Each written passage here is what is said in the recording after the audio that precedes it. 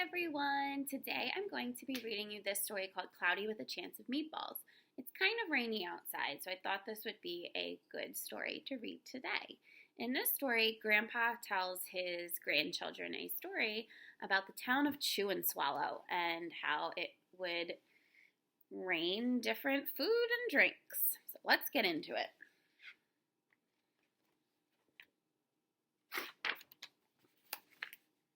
We were all sitting around the big kitchen table. It was Saturday morning, pancake morning.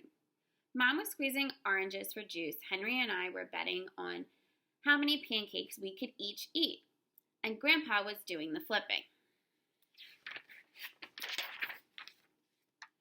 Seconds later, something flew through the air headed toward our kitchen ceiling,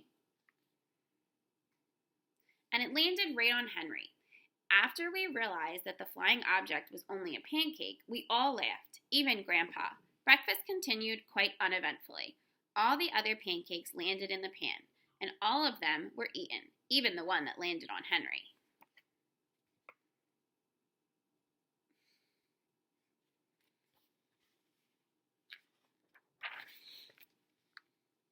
That night, touched off by the pancake incident at breakfast, Grandpa told us the best tall tale bedtime story he'd ever told. Now, a tall tale is a story that's made up, and it is just so outrageous and silly and unbelievable that it definitely could not have happened. Here's what he said.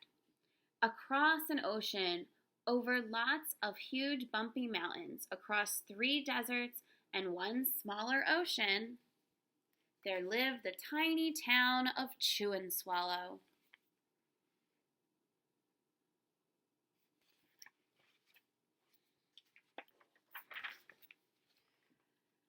In most ways, it was very much like any other tiny town. It had a main street lined with stores, houses with trees and gardens around them, a schoolhouse, about 300 people, and some assorted cats and dogs. But there was no food stores in the town of Chew and Swallow. They didn't need any. The sky supplied all the food they could possibly want. The only thing that was really different about Chew and Swallow was its weather. It came 3 times a day, at breakfast, lunch, and dinner. Everything that they ate came from the sky.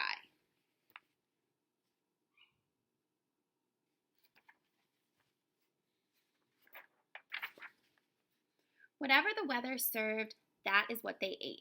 But it never rained and it never snowed snow. And it never just blew in the wind. It rained things like soup and juice. It snowed mashed potatoes and green beans. And sometimes the wind blew in storms of hamburgers.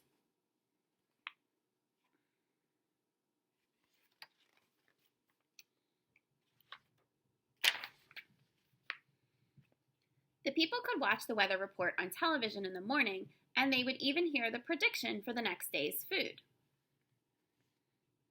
When the townspeople went outside, they carried their plates, cups, glasses, forks, spoons, knives, and napkins with them. That way, they would always be prepared for any kind of weather. If there was leftovers, and there usually were, the people took them home and put them in their refrigerator in case they got hungry between meals.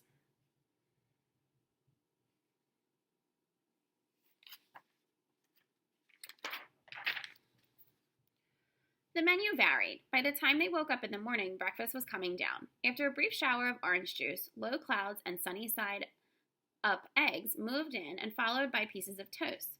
Butter and jelly sprinkled down for the toast. And most of the time it rained milk afterward. For lunch one day, frankfurters, already in their rolls, blew in from the northwest about 5 miles an hour. And there were mustard clouds nearby. Then, the wind shifted to the east and brought in baked beans. A drizzle of soda finished off their meal.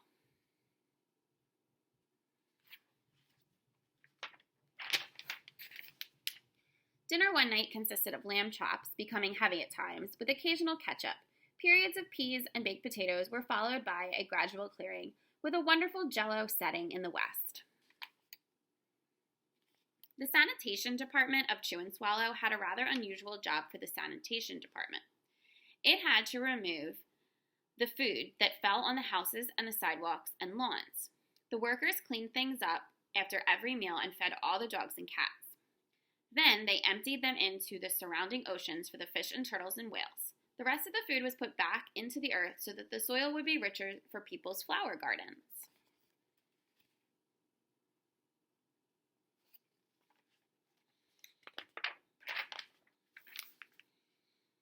Life for the townspeople was delicious until the weather took a turn for the worse. The chew and swallow digest. Spaghetti ties uptown. Record-breaking pasta fall causes chaos. Traffic snarled on Lower Intestine Street. One day there was nothing but gorgonzola cheese all day. The next day there was only broccoli, and it was all overcooked. And the next day there were Brussels sprouts and peanut butter with mayonnaise. Another day there was pea soup fog. No one could see where they were going, and they could barely find the rest of the meal that got stuck in the fog.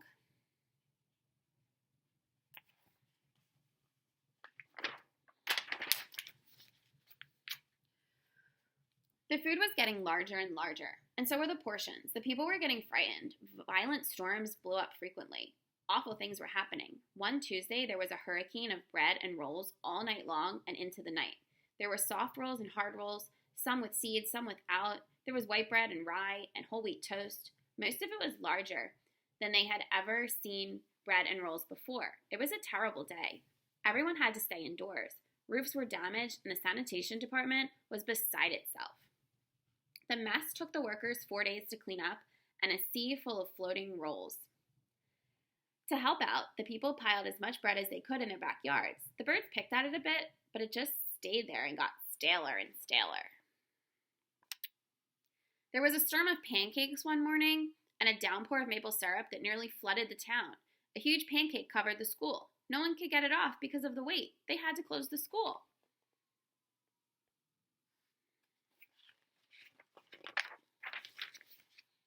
Lunch one day brought 15-inch drifts of cream, cheese, and jelly sandwiches.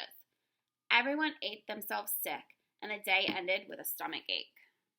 There was an awful salt and pepper wind accompanied by an even worse tomato tornado. People were sneezing themselves silly and running to avoid the tomatoes. The town was a mess. There were seeds and pulp everywhere.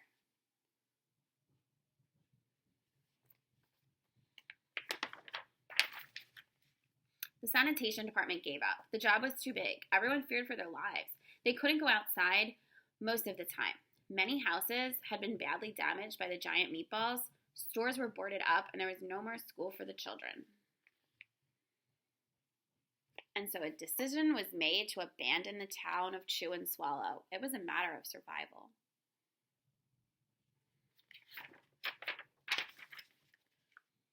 The people glued together their giant pieces of stale bread, sandwich style, with peanut butter, took the absolute necessities with them, and set sail on their rafts for a new land.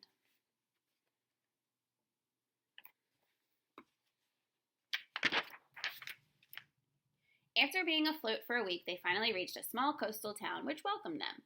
The bread had held up surprisingly well enough for them to build temporary houses for themselves out of it. The children began school again, and the adults all tried to find places for themselves in the new land. The biggest change was that they had to get used to buying food at the supermarket. They found it odd that food was kept on shelves, packaged in boxes, cans, and bottles. Meat had to be cooked and kept in large refrigerators. Nothing came from the sky except rain and snow. The clouds above their heads were not made of fried eggs. No one ever got hit by a hamburger again, and no one dared to go back to Chew and Swallow to find out what happened. They were too afraid.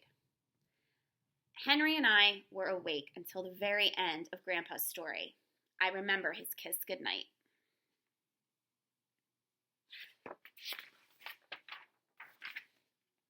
The next morning, we woke up to see snow falling outside of our window. We ran downstairs for breakfast and ate it a little faster than usual so we could go sledding with Grandpa.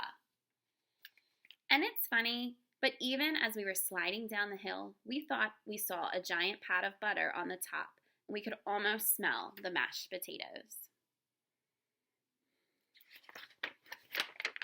The end. So I have a little challenge for you. Why don't you get out a piece of paper, some crayons or markers and pencils, and draw a picture of what you would like to see fall from the sky. So if your favorite food or drink was the weather, draw a picture of what that would look like. I think I would probably have like coffee or chocolate milk rain. Maybe the clouds were made of pizza. Maybe some chicken fingers and French fries for lunch. So what would your day look like if your favorite foods rained from the sky? All right, see you next time. Bye.